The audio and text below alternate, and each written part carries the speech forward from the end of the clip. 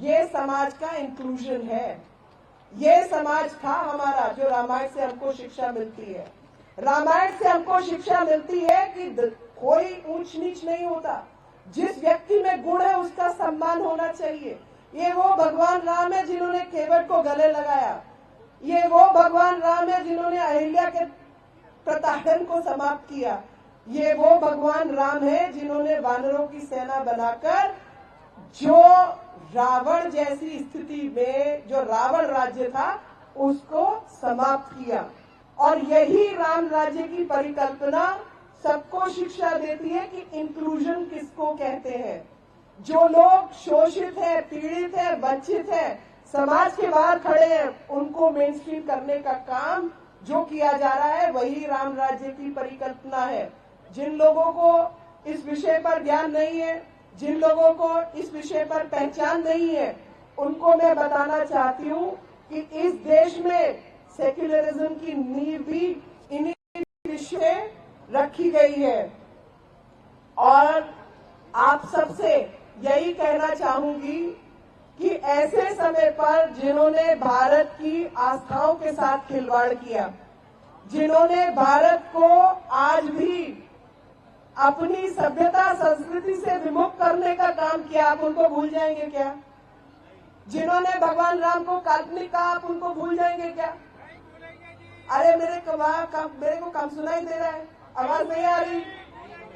आप ऐसे लोगों को भूल जाएंगे क्या जो भगवान राम को काल्पनिक कहते हैं? आप ऐसे को भूलेंगे क्या? नहीं भूलेंगे ना, याद रखेंगे। आप सब लोग याद रखेंगे। आज आप इस बात को याद रखते हुए आज भी ये संदेश देने की जरूरत है। आज सुबह भी उन लोगों ने इसी तरीके की बात की है। आज सुबह भी इसी तरीके की उन्होंने बात की है कि भारत ये राष्ट्र बनेगा, वो राष्ट्र बने। अरे भैया, भारत सेक्युलर है क्योंकि भारत में अधिकतर हिंदू हैं। आप मुझे कोई और देश बता दो। 66 देश है जहां पे हिंदुइज्म को एक धर्म भी नहीं माना जाता। वो लोग हमको ज्ञान बांट रहे हैं। अरे भैया, ये तो समझने जैसी चीजें हैं। और वापस जो सौहार्द की भावना है, जिसमें सबका साथ, सबका विकास, सबका प्रयास के कदमों को लेकर चलने का काम किया गया है, वही भारत की परिकल्पना आज की परिकल्पना है। उसी के चलते सुशासन की व्यवस्था को हम लोगों ने खड़ा करने का काम किया है। आप अंदाजा लगाओ कि इस देश में 70 साल की आजादी के बाद 70 से कम एयरपोर्ट थे। ये टैक्सी यूनियन एयरपोर्ट वाली है ना जी, है ना? 70 से कम एयरपोर्ट थे इस देश के अंदर। आज के समय पर भारत के अंदर 148 एयरपोर्ट है। पिछले 9-10 साल में ये काम हुआ है जी। ठीक है ना? 1.5 गुना जो पृथ्वी की गोलाई मोटाई है, उस पृथ्वी की गोलाई मोटाई जितनी सड़कें जो हैं वो बनाई गई है इस देश के अंदर पिछले 9-10 साल के अंदर। इतनी सड़कों का जाल बिछा है।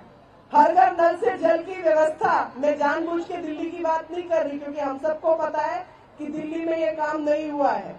और दिल्ली में काम क्यों नहीं हुआ ये आप जानते हैं। आप सब जानते हैं कि आयुष्मान भारत योजना के चलते दिल्ली में लागू नहीं हुई। लेकिन मेरे भाई सुरेंद्र जी कहाँ हैं? ये भाई साहब, आप आइए जरा ऊपर। आयुष्मान योजना भारत में लागू हुई लेकिन दिल्ली में लागू नहीं हुई। इनके घर में प्रॉब्लम थी, ये हमारे पास आए मदद के लिए। तो मैंने कहा भाई साहब प्रयास कर सकते हैं क्योंकि हमारे पास तो कोई ऐसी स्कीम है नहीं। प्रधानमंत्री रिलीफ फंड के माध्यम से इनको उस योजना का लाभ मिला। मैं जरा गेट पे जा रही हूँ, भाई साहब बताएंगे उस योजना के बारे में।